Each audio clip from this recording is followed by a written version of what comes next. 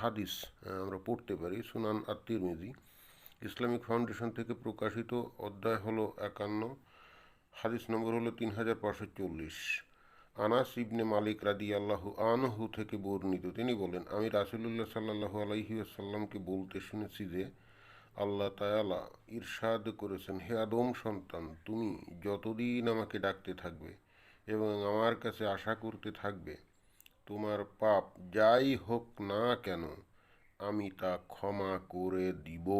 অর্থাৎ যত দিন ডাকতে থাকবে ততদিনই ক্ষমা করে দিবে। তার মানে হচ্ছে বারবার ডাকলে বারবার ক্ষমা করবে, বারবার ডাকলে বারবার ক্ষমা করবে।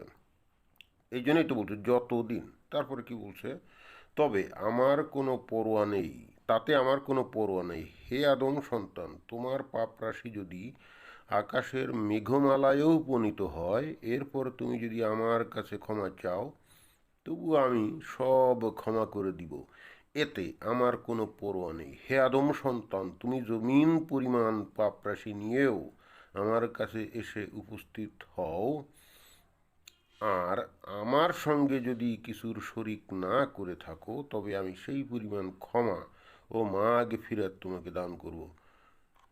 এই যে হাদিসটা এখানে বলা হলো, এর তাৎপর্য কিন্তু বিশাল। সেটা কীরকম? একজন মুমিন বান্দা, সে যদি এই পৃথিবীর জমিন থেকে আকাশের মেঘমালা, সে কত উঁচু, এই পরিমাণ যদি সে পাপ করে থাকে সারা জীবনে, একের পর এক, একের পর এক, একের পর এক, তারপরেও যদি আল্লাহর কাছে সে যদি তওবা করে মাপ চায়, তাহলে সে আল্লাহ মাফ করে দিবে। এবং অনেকে বলবে যে না, আল্লাহ মাফ করবে তা কি তুমি জানো? এইটা তো একটা অর্থহীন প্রশ্ন, যেখানে আল্লাহ গ্যারান্টি দিচ্ছে যে যত পাপই করুক না কেন, যদি সে আমার কাছে তওবা করে এবং আমার সঙ্গে যদি কাউকে শরিক না করে, তাহলে তার পাপ মাফ করে দেওয়া হবে। আর পাপ মাফ করে দেওয়ার অর্থ কী? অর্থ হচ্ছে যে সে অবশ্যই অবশ্যই বেহেশতে যাবে এবং সেখানে আকণ্ঠ মদ্যপান করে, অনেকে বলবে মদ্যটা আবার কি? আরে ভাই, হাদিসে তো আছে শরাব, কোরআনে আছে শরাব, তো শরাব মানে তো মদ্য। এখন শরাব মানে যদি কেউ ভিন্ন অর্থ শুরু করে, সেটা তো তার ব্যাপার, তার ওই ব্যাখ্যার সাথে তো ইসলামের কোনো সম্পর্ক নেই। তো ঝর্ণাধারা থেকে অফুরন্ত মদ্য সেখান থেকে নির্গত হবে, সেখান থেকে মুমিন বান্দা পান করবে, আর সেখানে সে যে 72টা কুমারী নারী হুর স্ত্রী হিসেবে পাবে, তাদের সঙ্গে সারাক্ষণ নিরবধি অনন্তকাল ধরে আনন্দ করতেই থাকবে। এখন প্রশ্ন হচ্ছে, এই ধরনের সুবিধা অন্য কোনো ধর্মে কি আছে? খ্রিস্টান ধর্মে আছে, ইহুদি ধর্মে আছে, হিন্দু ধর্মে আছে, বৌদ্ধ ধর্মে আছে? নাই।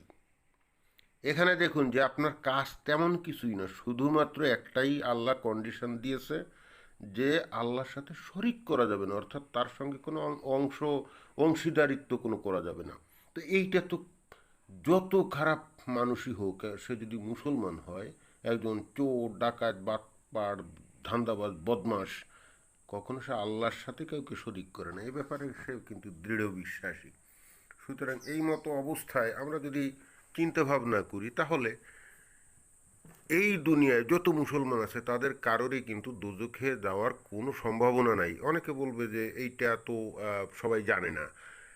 আমার বিশ্বাস, আর কোনো ইসলামের কোনো বিষয় যদি নাও জেনে থাকে, অন্তত হুজুরদের কাছ থেকে এই বিষয়টা প্রত্যেকটা মুসলমানই জানে, এবং জানে বলেই কিন্তু আমরা যেটা দেখি যে মুসলমানদের মধ্যেই এই যে অসৎ কাজ করার প্রবণতা, এইটা খুবই খুবই বেশি।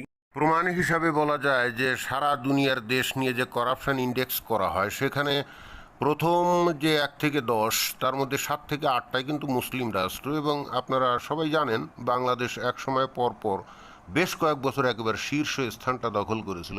বাংলাদেশ অন্য কোনো বিষয়ে চ্যাম্পিয়ন না হলেও অন্তত এই করাপশন, অর্থাৎ এই দুর্নীতির কারণে খুবই চ্যাম্পিয়ন। এবং দেখুন যে এদের এই দুর্নীতির মানসিকতাটা এতই ভয়ঙ্কর, করোনার সময় যেখানে সারা পৃথিবী মহামারীর আতঙ্কে কাঁপছে, সেখানে আমাদের এই বাংলাদেশেই অনেক হাসপাতাল তারা পরীক্ষা নিরীক্ষা না করেই মানুষের কাছ থেকে 4-5 হাজার টাকা ফি নিয়ে তাদেরকে জাস্ট একটা কাগজে, কারো আছে কারো নাই, মানে ইচ্ছা খুশি মতো একটা সার্টিফিকেট কোনো পরীক্ষা নিরীক্ষা না করেই দিয়ে দিচ্ছে। এখন আমার প্রশ্ন হলো যে এরা এই যে দেশ ও জাতির ভয়ঙ্কর ক্ষতি করছে, কারণ এদেরই কিছু লোক বাইরে যখন গেছে সেখানে ধরা পড়ছে পরীক্ষায় যে না এদের করোনা ভাইরাস আছে, অথচ তাদের কাছে সার্টিফিকেট ছিল। এখন দেশ ও জাতির যে ভয়ঙ্কর ক্ষতি হলো, এরা কিন্তু সেটা একেবারেই চিন্তা করে না। এখন প্রশ্ন হলো এরা কি নাস্তিক নাকি, এরা কি মুক্তমনা নাকি? মোটেও না। দেখবেন যে এরা কোনো না কোনো মসজিদে চাঁদা দেয়, মাদ্রাসা গড়ছে, এবং সবসময় নামাজ না পড়লেও মাঝে মাঝে পড়ে, এবং কয়েক বছর অন্তর এই সমস্ত লোকজন কিন্তু হজেও যায়। তাহলে এবং এরা কি আল্লাহর সাথে কাউকে শরিক করে? না, মোটেও করে না। তাহলে এরা এই যে কাজগুলো করে, প্রশ্ন উঠতে পারে, তারা তো জানে যে এই কাজগুলো করলে যদি বিচার হয় আগুনে পুড়তে হবে, ভালো করেই জানে। কিন্তু তার সাথে এটাও জানে যে এই কাজগুলো করে আল্লাহর কাছে ক্ষমা চাইলে আল্লাহ মাফ করে দিবে। তাহলে এরা কেন এই কাজ থেকে বিরত হবে? এটার যুক্তিটা কি? তারা কোন যুক্তি দিয়ে তারা এই অন্যায় কাজ থেকে নিজেদেরকে বিরত রাখবে, যদি তাদের অপশন থাকে যে আল্লাহর কাছে মাপ চাইলে আল্লাহ মাফ করে দিবে? সুতরাং সব ধর্মের বিচারে আমার মনে হয় যে ইসলামের চাইতে এত বেশি সুবিধা দুনিয়াতে অন্য কোনো ধর্ম দিতে পারে না। অন্য কোনো ধর্মে এত সহজে বেহেশতে যাওয়ার কোনো সুযোগ নাই। সুতরাং সার্বিক বিচারে আমার কাছে মনে হচ্ছে যে ইসলামের চাইতে ভালো ধর্ম, শ্রেষ্ঠ ধর্ম, এত সুবিধার ধর্ম দুনিয়াতে আর নাই। তাই আমি সবাইকে আহ্বান জানাবো, আপনারা ইসলামের পতাকা